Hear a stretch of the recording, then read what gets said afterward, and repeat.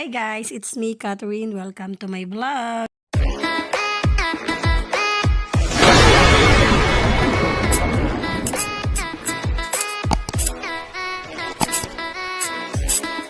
Hi guys, for today's video, tara samahan nyo kami.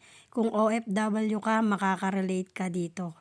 So, mangangalakal muna ang mga person. Ayan. So guys, papunta nga pala kami ngayon dito sa labas or pupunta kami sa store kung saan pwede namin mapapalitan yung mga bote na wala ng laman.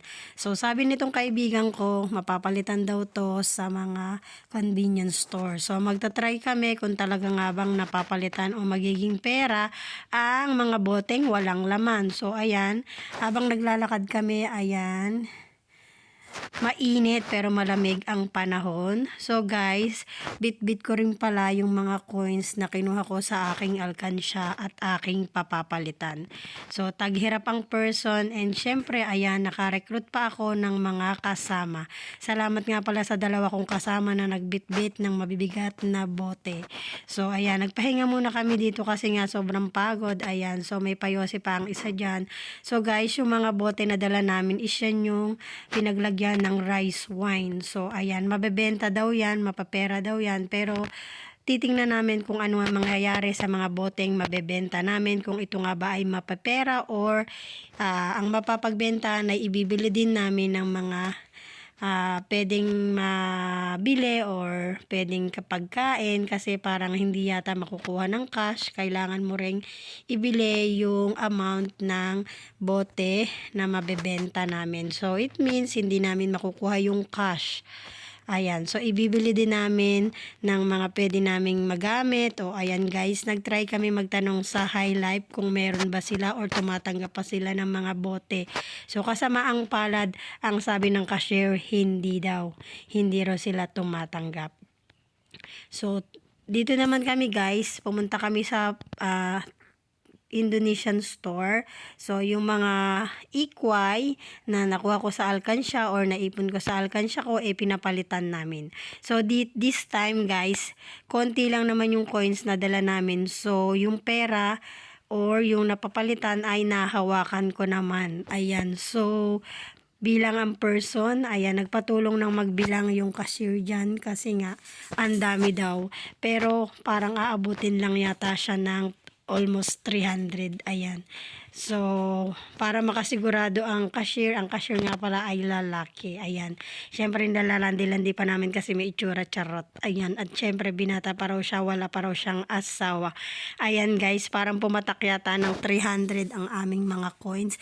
Nanggaling nga pala yan sa alkansya ko, inipon-ipon ko yan, and then, ayan, so, kaysa naman bit-biting ko siya ng pagkabigat-bigat, ayan, pinapalitan na namin, and o, diba? Tama ang hula ko. Parang pumatak siya ng 300 plus yata. Parang 320 or 340 something. Ayan. So, meron na kaming pera. So, ayan. Mahahawakan ko na siya for the first time, charot. Ayan. So, syempre, ipon-ipon lang natin and mapipera pa rin naman natin yan. So, ayan guys. Nagpatulong na siya maglagay. So, yan. Ang bait niya. Buti nga pinalitan niya kasi yung iba aayaw. Ayaw din sa 7-Eleven.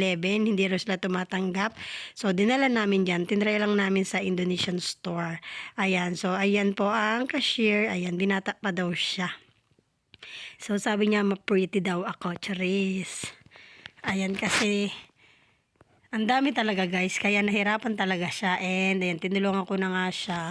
So, ang aking benching ko or ang aking ikway, kung sa Pinas ay benching ko yan, dito sa Taiwan ay ikway.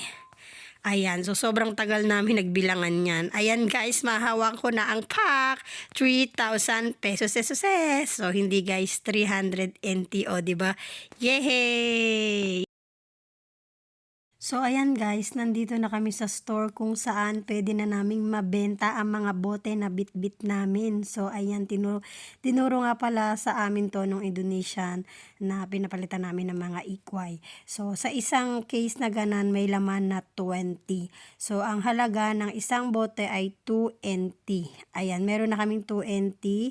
And then, makakatatlo yata kaming case. Ang laman ng case ay 20 pieces. So, ayan guys, tama yung sabi namin na kapag pinapalitan namin yung bote na walang laman. So, kung magkano yung total price na mabebenta namin, ibibili din namin siya ng mga paninda sa loob. So, hindi namin makukuha yung cash. So, ayan guys, okay lang at least kahit papano nabawasan yung kalat sa bahay. Ayan, kasi nga nakakalat lang yan sa bahay. Ayan, at least mapakinabangan man lang. Ayan, kaysa itapon lang naman, 'di ba? So ayan, ibibili namin 'yan ng kung ano-ano na pwede naming magamit, na pwede naming maluto or pagkain. Ayan. So ayan, naka-tatlong case kami bale. So pumatak ng 60 pieces sa tag to 20. Ayan, bahala na kayong mag-compute.